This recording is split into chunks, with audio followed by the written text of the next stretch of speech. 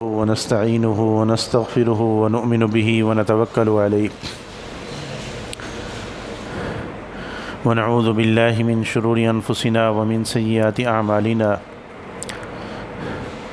من يهده الله فلا مضل له ومن يضلله فلا هادي له ونشهد أن لا إله إلا الله وحده لا شريك له ونشهد أن سيدنا ومولانا محمدا عبده ورسوله أما بعد فأعوذ بالله من الشيطان الرجيم بسم الله الرحمن الرحيم وأمرت أن أكون أول المسلمين وأن أتلو القرآن وقال الله تعالى في مقام آخر إن الذين يتلون كتاب الله وأقاموا الصلاة وأنفقوا مما رزقناهم سرا وعلانية أولئك يرجون تجارة لن تبورا وقال النبي صلى الله عليه وسلم اقرأوا القرآن فإنه يأتي يوم القيامة شفيعا لأهله أو كما قال عليه الصلاة والسلام صدق الله العظيم وصدق رسوله النبي الكريم ونحن على ذلك من الشاهدين والشاكرين والحمد لله رب العالمين اللهم صل على سيدنا ومولانا محمد وعلى آله وأصحابه كما تحب وترضى عدد ما تحب وترضى. قابل احترام بھائی اور بزرگوں، اللہ رب العزت نے مسلمانوں کو جن نعمتوں سے نوازا ان میں سے ایک بہت عظیم الشان نعمت وہ قرآن مجید کی نعمت ہے۔ قرآن مجید اللہ کا کلام ہے اور اللہ کے کلام کو ساری کلاموں پر ایسے ہی فضیلت اور فوقیت حاصل ہے جیسا کہ خود اللہ رب العزت کو ساری مخلوق پر فضیلت اور فوقیت حاصل ہے۔ ایک روایت میں آتا ہے کہ اللہ رب العزت نے آسمان و زمین کے بنانے سے 1000 سال پہلے فرشتوں کی موجودگی میں سورہ یاسین اور سورہ طٰہٰ کی تلاوت فرمائی۔ فرشتوں نے جب قرآن مجید سنا تو اس وقت انہوں نے یہ کہا انتہائی مبارکباد کے قابل ہے وہ امت جس کو یہ قرآن ملے گا، اور انتہائی مبارکباد کے قابل ہیں وہ سینے جو اس قرآن کو محفوظ کریں گے، اور انتہائی مبارکباد کے قابل ہیں وہ زبانیں جو اس قرآن مجید کی تلاوت کریں گے۔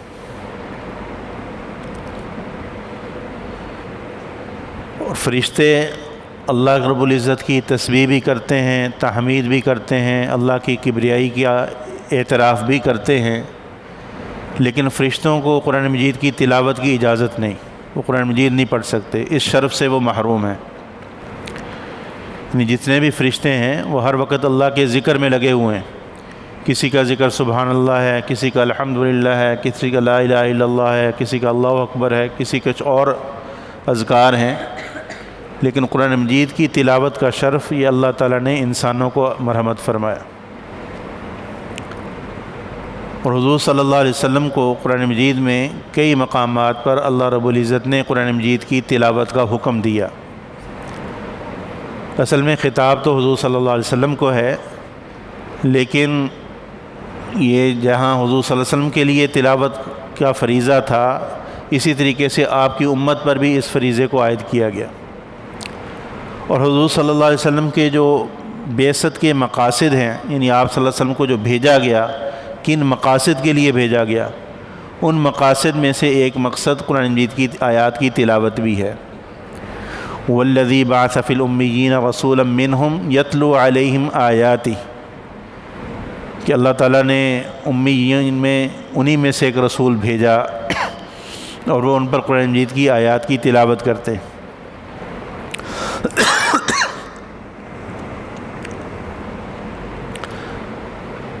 قرآن مجید کی تلاوت سے ہمارے معاشرے میں بہت زیادہ غفلت برتی جا رہی۔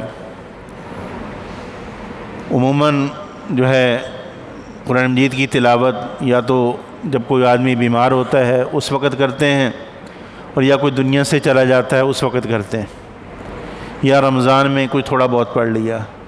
روزانہ قرآن مجید کی تلاوت کا معمول یہ اکثر امت سے نکل چکا، اور یہ انتہائی نقصان دہ بات ہے۔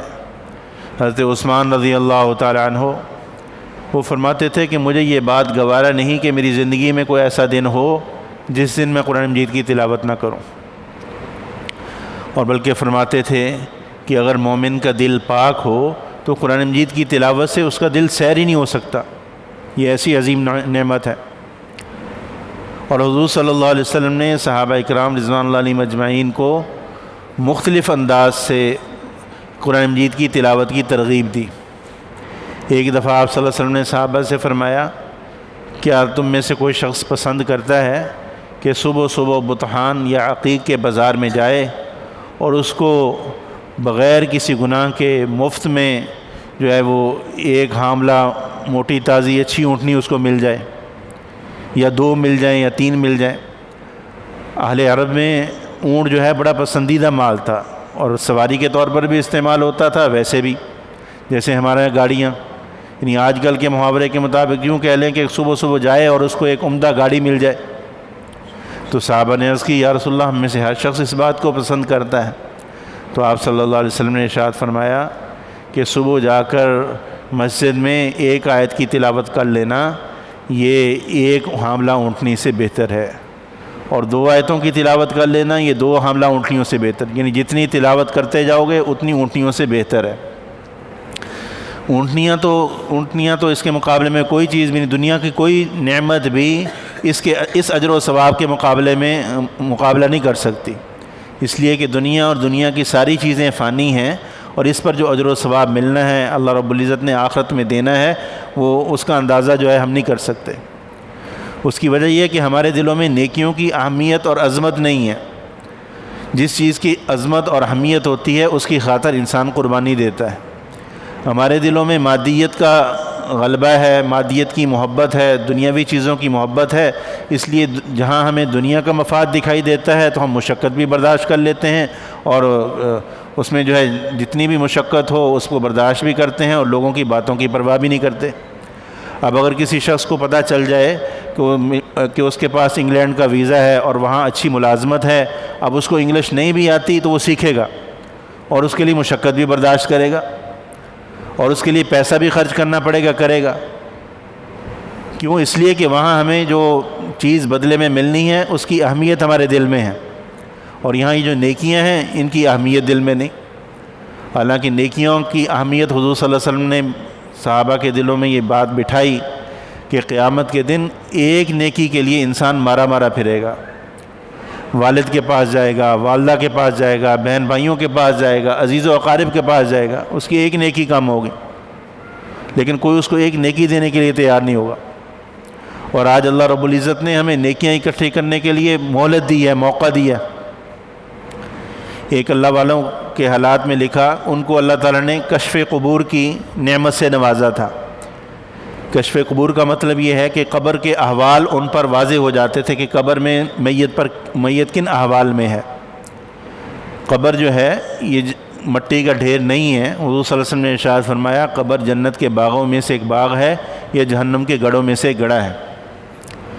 اور آپ صلی اللہ علیہ وسلم نے ارشاد فرمایا کہ اگر قبور میں جو کچھ ہوتا ہے، اگر مجھے اس بات کا ڈر نہ ہوتا کہ تم جو ہے اپنے مردوں کو دفن کرنا چھوڑ دو گے تو میں اللہ سے دعا کرتا کہ تمہیں قبر کے احوال تمہارے سامنے آ جائیں۔ اور آپ نے ارشاد فرمایا قبر میں جو کچھ ہوتا ہے اس کو جن و انس کے علاوہ باقی ساری مخلوق اس کو پتہ چلتا ہے۔ تو اللہ تعالیٰ اپنے بعض بندوں پر اس پردے کو اٹھا دیتے ہیں۔ ایک پردہ ہی ہے۔ پہلے تو جو عقل پرست لوگ تھے وہ اعتراض کیا کرتے تھے کہ مٹی کے نیچے کیسے دکھائی دیتا ہے، اتنی مٹی منو مٹی پڑی ہوئی ہے۔ تو اب اللہ رب العزت نے یہ جدید ٹیکنالوجی کے ذریعے ان اشکالات کو بھی دور کر دیا۔ اب ایک آدمی انگلینڈ میں بیٹھا ہوتا ہے، اب راستے میں درمیان میں کتنے ہزاروں کلومیٹر کا فاصلہ ہے، پہاڑ حائل ہیں، سمندر حائل ہیں، لیکن موبائل کے ذریعے وہ کال ملاتے ہیں تو فوراً پردہ درمیان میں سے ہٹ جاتا ہے اور آمنے سامنے ایک دوسرے کو دیکھ بھی رہے ہیں اور حرکات اور سکنات بھی دیکھ رہے ہیں۔ جیسے انسان بول رہا ہے، جو کیفیت ہے ساری ایسے ہی ہے جیسے سامنے بیٹھے کو دیکھ رہا ہے۔ تو درمیان میں جو اتنا ہی مسافت کے پردے ہٹ گئے، یہ تو انسان کی ایک ٹیکنالوجی ہے جس کو اللہ نے انسان کو کے دل میں ڈالا، عقل میں یہ بات ڈالی، تو اللہ رب العزت تو قادر ہیں۔ تو خیر میں عرض یہ کر رہا تھا کہ ایک اللہ والے کسی قبر پر ان کا گزر ہوا تو ان پر منکشف ہوا کہ میت جو ہے قبر میں قرآن مجید پڑھ رہی ہے، تو انہوں نے سبحان اللہ کہا اور میت سے ہم کلام ہوئے، تو میت نے اسے کہا یہ جو تم نے سبحان اللہ کہا ہے، جب سے میں قبر میں آیا ہوں کئی ہزار قرآن پڑھ چکا ہوں، لیکن اس ایک سبحان اللہ کا ثواب اس پر بھاری ہے۔ وہ اس لیے کہ میرا عمل کا جو زمانہ تھا وہ ختم ہو گیا۔ یہ تو میں نے اللہ سے دنیا میں دعا کیا کرتا تھا کہ اللہ مجھے قرآن سے محبت ہے، قرآن کی تلاوت کیا کرتا تھا کہ اللہ میں قرآن کے بغیر رہ نہیں سکتا، تو اللہ مجھے قرآن مجید میں بھی اس نعمت سے فائدہ اٹھانے کی توفیق دے۔ تو یہاں جو میرا پڑھنا ہے یہ تو ایک لذت کے لیے اللہ نے مجھ پر انعام کیا ہے، اس پر اجر و ثواب نہیں ہے۔ اجر و ثواب کا دورانیہ تو یہی زندگی ہے، یہاں جتنا کما لو گے وہ فائدہ ہے۔ تو اللہ تعالیٰ نے اب ہمیں موقع دیا ہے کہ اللہ کی نعمتوں کو ہم حاصل کر سکتے ہیں۔ اب قرآن مجید کی تلاوت پر آپ صلی اللہ علیہ وسلم نے صحابہ سے فرمایا کہ جو آدمی قرآن مجید کی تلاوت کرتا ہے تو اگر وہ بے وضو یعنی پڑھتا ہے تو ایک حرف پر اس کو 10 نیکیاں ملتی ہیں۔ اب الف لام میم آپ نے فرمایا یہ ایک حرف نہیں ہے، یہ 3 حرف ہیں، گویا کہ اس کو 30 نیکیاں مل گئیں۔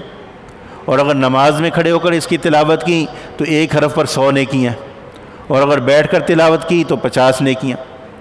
اب کتنی نیکیاں ہم جو ہیں وہ حاصل کر سکتے ہیں، لیکن اس سے غفلت کا مظاہرہ کیا جاتا ہے، اور کئی دن گزر جاتے ہیں ہمیں قرآن مجید اٹھانے کی توفیق نہیں ملتی۔ اصل میں یہ بات دل پہ زنگ لگنے کی علامت ہے کہ دل جب زنگ لگ جائے، دل زنگ آلود ہو جائیں، پھر نیکی کی طرف طبیعت نہیں چلتی، پھر گناہوں کی طرف طبیعت چلتی ہے۔ اور دلوں کے زنگ کی دوری کا علاج بھی آپ صلی اللہ علیہ وسلم نے قرآن مجید کی تلاوت کو قرار دیا۔ ایک روایت میں آتا ہے کہ آپ علیہ الصلوۃ والسلام نے ارشاد فرمایا کہ دلوں کو بھی زنگ لگ جاتا ہے جیسے کہ لوہے کو زنگ لگتا ہے پانی کے لگنے سے۔ صحابہ نے عرض کی یا رسول اللہ پھر اس زنگ کو دور کیسے کیا جائے؟ تو آپ صلی اللہ علیہ وسلم نے ارشاد فرمایا کہ دلوں کا زنگ قرآن مجید کی تلاوت سے دور ہوتا ہے اور موت کی یاد سے دور ہوتا ہے، کہ موت کو یاد کرنا کہ مجھ پر موت نے آنا ہے اور مجھے قبر میں تنہا جانا ہے، اور ایسے قبرستان جا کر اس بات کو سوچنا یا ویسے تنہائی میں بیٹھ کر سوچنا، اس سے دلوں کا زنگ دور ہوتا ہے۔ تو قرآن مجید کی تلاوت یہ دلوں کے زنگ کی دوری کا ذریعہ بھی ہے، اور اسی طریقے سے گھروں میں خیر و برکت کے نزول کا باعث بھی ہے۔ حضرت ابو ہریرہ رضی اللہ تعالیٰ عنہ ارشاد فرماتے ہیں کہ جس گھر میں قرآن مجید کی تلاوت ہوتی ہے وہ گھر ان گھر والوں پر وسیع ہو جاتا ہے، کشادہ ہو جاتا ہے، اور اس گھر میں خیر و برکت کا نزول ہوتا ہے، رحمت کے فرشتے آتے ہیں اور شیاطین اس گھر سے بھاگ جاتے ہیں۔ اور فرمایا کہ جس گھر میں قرآن مجید کی تلاوت نہیں ہوتی وہ گھر والوں پر تنگ ہو جاتا ہے، خیر و برکت کے دروازے اس پر بند ہو جاتے ہیں، اور شیاطین اس گھر میں بسیرا کر لیتے ہیں اور فرشتے اس گھر سے نکل جاتے۔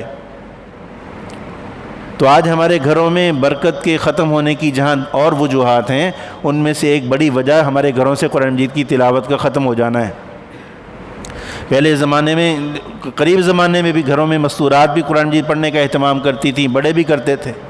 اب تو جو وقت فارغ ملتا ہے موبائل پر یا ٹی وی پر بیٹھ جاتے ہیں اور اس نعمت سے محروم۔ یہی وجہ ہے کہ دن بدن اللہ کی رحمت وہ ہم سے روٹھ رہی ہے۔ تو قرآن مجید تو اللہ کی رحمت کو کھینچنے کا مقناطیس ہے، اور اللہ رب العزت سب سے زیادہ توجہ جو ہے وہ اس شخص کی جانب فرماتے ہیں جو قرآن مجید کی تلاوت کر رہا ہو۔ ایک روایت میں آتا ہے کہ آپ صلی اللہ علیہ وسلم نے ارشاد فرمایا کہ اللہ تعالیٰ کی سب سے زیادہ توجہ اس شخص کی طرف ہوتی ہے جو اچھی آواز میں قرآن مجید کی تلاوت کر رہا ہے، اور قرآن مجید کی تلاوت یہ اللہ کا قرب دلاتی ہے۔ حضرت امام احمد بن حنبل رحمہ اللہ ان کے حالات میں لکھا کہ انہوں نے خواب میں، ان کو اللہ رب العزت کی زیارت ہوئی تو خواب میں اللہ رب العزت سے عرض کیا کہ آپ کا سب سے زیادہ قرب کس بات سے حاصل ہوگا؟ تو خواب میں ان سے کہا گیا کہ قرآن مجید کی تلاوت سے۔ انہوں نے عرض کیا سمجھ کر یا بلا سمجھے؟ تو کہا گیا خواہ سمجھ کے پڑھو یا بلا سمجھے پڑھو۔ اگر قرآن مجید سمجھ کر پڑھ جائے پھر تو وہ نور علی نور ہے، بہت فائدہ ہوتا ہے، دل کی بیماریوں کی شفا کا ذریعہ ہے۔ قرآن مجید میں کہ معنی میں غور و فکر کرنا، تدبر کرنا، یہ انسان سے گناہوں کو چھڑواتا ہے اور عبادت کی طرف لے کر آتا ہے۔ لیکن صرف زبانی ویسے قرآن مجید اگر عظمت سے پڑھا جائے، اس خیال سے پڑھا جائے کہ اللہ کا کلام ہے اور اللہ کو سنوا رہا ہوں۔ ہمارے بزرگ ہیں حضرت مولانا اشرف علی تھانوی رحمۃ اللہ علیہ، وہ فرمایا کرتے تھے اس طرح قرآن مجید تلاوت کرو تو تمہیں خود اپنی روحانیت میں ترقی محسوس ہوگی کہ جب قرآن مجید پڑھنے بیٹھو پہلے تو دل میں یہ عظمت بٹھاؤ کہ یہ اللہ کا کلام ہے، میرے مالک کا کلام ہے، معمولی کسی آدمی کا کلام نہیں ہے۔ اور پھر اس طریقے سے پڑھو کہ گویا کہ اللہ کو سنا رہے ہو، جیسے انسان کسی بڑے کو سنا رہا ہوتا ہے تو اس وقت پوری توجہ ہوتی ہے۔ تو اس طریقے سے جب پڑھو گے تو اس سے تمہیں قرآن مجید کے انوارات دکھائی دیں گے۔ اور ایک روایت میں یہ بھی آتا ہے کہ آپ نے ارشاد فرمایا اقرأ القرآن، قرآن پڑھا کرو، فإنہ یأتی یوم القیامت شفیعا لأہلہ، کہ قرآن اپنے پڑھنے والوں کے لیے قیامت کے دن سفارشی بن کر آئے گا۔ اور ایک روایت میں یہ کہ آپ نے ارشاد فرمایا قیامت کے دن سب سے زیادہ سفارش وہ قرآن مجید کی قبول ہوگی، نہ کسی نبی کی، نہ کسی ولی کی، نہ کسی فرشتے کی۔ اب اگر ہم یہ چاہتے ہیں کہ قرآن مجید ہمارا سفارشی بنے تو اس کے لیے ہمیں روزانہ کچھ نہ کچھ قرآن مجید پڑھنا چاہیے۔ قرآن مجید سے تعلق ہوگا تو تبھی تو سفارش کرے گا۔ اور جو لوگ قرآن مجید کی تلاوت نہیں کرتے، قرآن مجید کا حق ادا نہیں کرتے، قیامت کے دن قرآن مجید ان کے خلاف اللہ رب العزت کی بارگاہ میں مقدمہ دائر کرے گا۔ اور اللہ تعالیٰ نے اس بات کو قرآن مجید میں ذکر بھی کیا کہ رسول اللہ صلی اللہ علیہ وسلم بھی مقدمہ دائر کریں گے، وقال الرسول یا ربی ان قوم اتخذوا هذا القرآن مہجورا، کہ رسول قیامت کے دن کہیں گے اللہ میری اس قوم نے قرآن مجید کو چھوڑ دیا تھا۔ اب مدعی حضور صلی اللہ علیہ وسلم ہو، قرآن مجید ہو، تو پھر چھٹکارا کیسے ممکن ہے؟ تو اس لیے اس کا اہتمام کریں کہ روزانہ کم از کم جو ہے وہ آدھا پارہ، ایک پارہ جتنا ہو سکے، صبح کچھ وقت، کچھ شام کو۔ حضور صلی اللہ علیہ وسلم کی دعاؤں میں یہ دعا آتی ہے کہ اللہ مجھے قرآن مجید کی صبح اور رات میں اور صبح جو ہے قرآن مجید کی تلاوت کی توفیق عطا فرما۔ اللہ کو قرآن مجید کو میرے دل کی بہار بنا دے، تو کچھ حصہ صبح تلاوت کر لیا جائے، کچھ شام کو تلاوت کر لیا جائے، تو اس سے ایمان میں بھی ترقی ہوگی اور اللہ رب العزت کے قرب میں بھی اضافہ ہوگا۔ اللہ سے دعا ہے اللہ ہمیں عمل کی توفیق نصیب فرمائے۔ وآخر دعوانا الحمدللہ رب العالمین۔